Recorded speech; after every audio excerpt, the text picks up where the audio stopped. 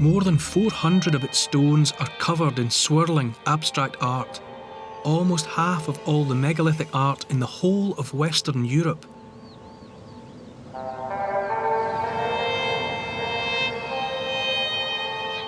This is where the precious mace head was found.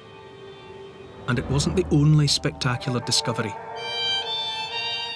Archaeologist George Ogan has been studying Knowth for 50 years. You could picture that you had a religious person, the equivalent of a priest, you see, who could stand here before the entrance. This is directly opposite the entrance, and in between you have this splendid sandstone, 6 feet or so in height, with the vertical line which leads up the centre of the passage. Back in 1968, George was the first person in modern times to break into the tomb. How long is the passage? About 140 feet. Are you winning? Oh, it'll take me a long time. No hurry.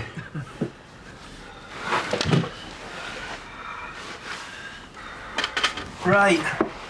I see why you don't have this place open to the public, George. Yeah. It's not the easiest place. No. Now. Oh my. Oh, I say. Look up. Now that's a bit good. And this is as it was. This hasn't been reconstructed. Oh no, not at all. What was it like the very first time Like this. you came in here? But how did you feel to be the first person in goodness knows how long? Well, it was unbelievably exciting.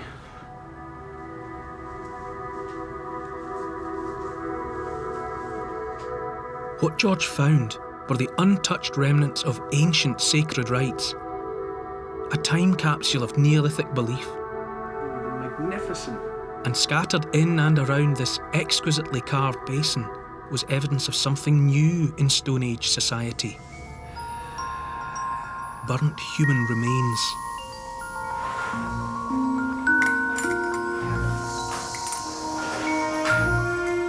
These are some of the earliest remains of ritual cremation ever found.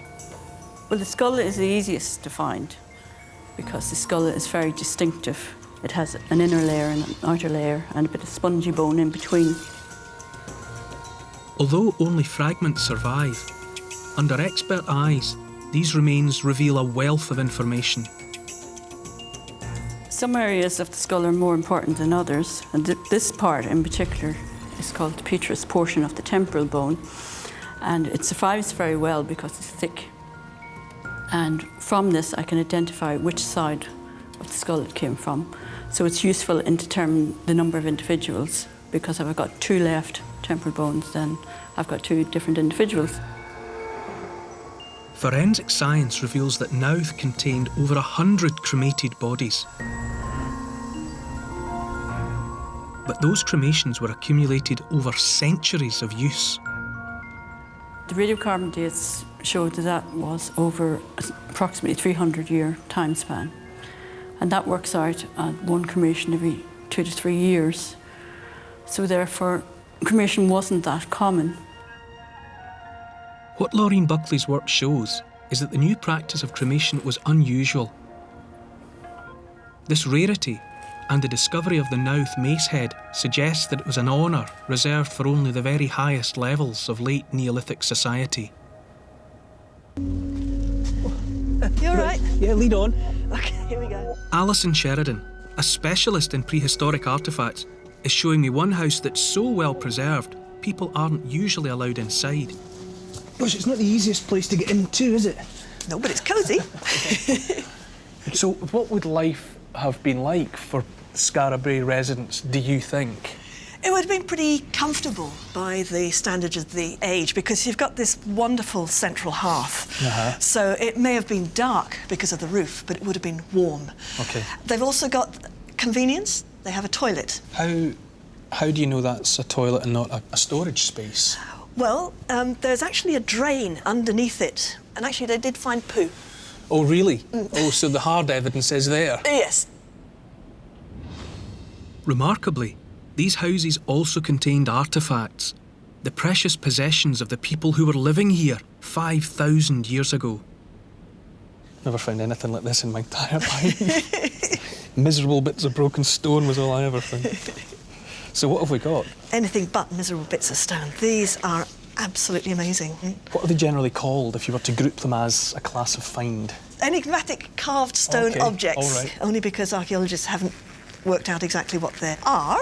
And in the absence of materials that we would consider precious, like gold and silver, I suppose these have to be the equivalent of it because of the time that they represent and the skill that they represent. That's right, because we're in an age that's well before the earliest metal.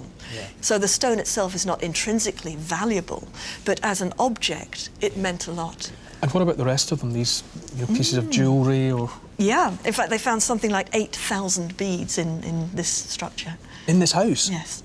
Right. So, on a very practical level, it says that someone's got the time to do this, rather than being out growing, herding, whatever. Someone is able to set aside part of their day, or maybe all of their time, to specialising. Absolutely, and being provided with everything else they need by the rest of the village. That's right.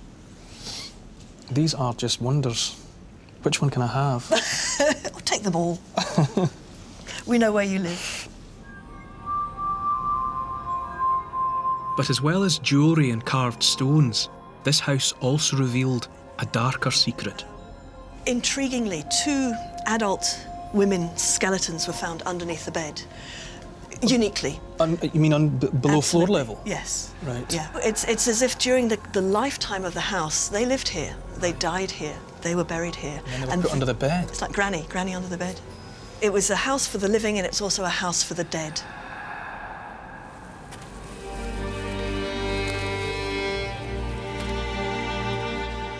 The precious artefacts and the presence of human remains might mean that these houses were special. No one can be sure, but the people who lived here might not have been ordinary farmers, but some of the earliest priests of a new religion.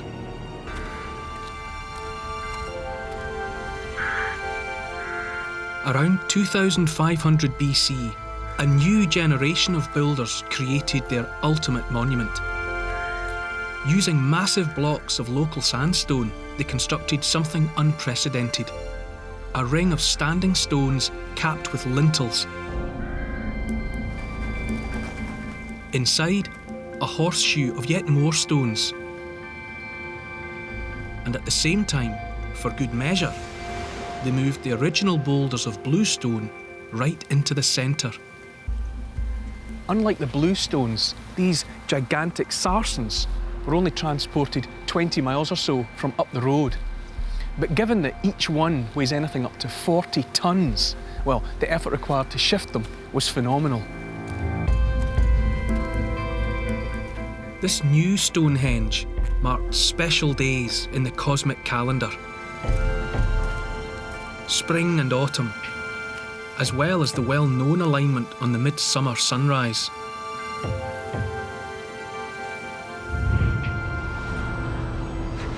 But the midsummer sunrise exactly matches another event, the setting sun. At midwinter. The latest evidence suggests that our most famous prehistoric monument of all might not have been a celebration of summer and life, but a commemoration of winter and death.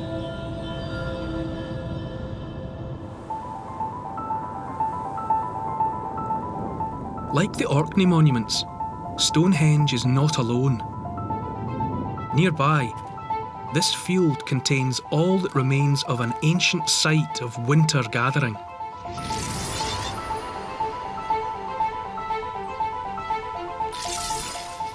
Have a look at these. Animal bones and teeth. Just a sample, really, of the thousands of animal remains found scattered all across the site.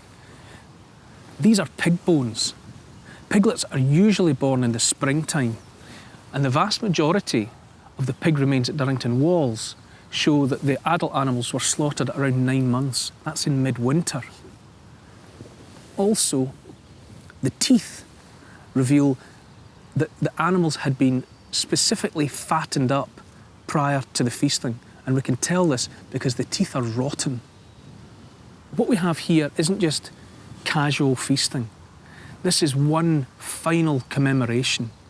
It's one big celebration of life before the ancestors commenced their journey to Stonehenge and the land of the dead.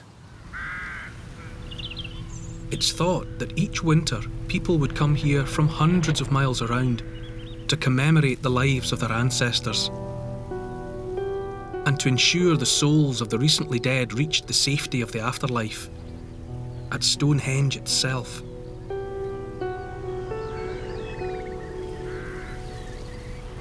I think it's fascinating that everyone believes they know Stonehenge. It's like the Mona Lisa or the pyramids. It's so familiar, it's hard to see it with fresh eyes. But I think we've discovered something by coming here. I think we've discovered a new Stonehenge. And it's as far from the golden warmth of a midsummer sunrise as it's possible to get. It's somewhere that still carries a charge. You can feel it. And if you come here at midwinter, you can feel that charge just a little bit more. The coldness of the stones, the open landscape. It's not hard to believe that this place is somewhere that belongs to the dead.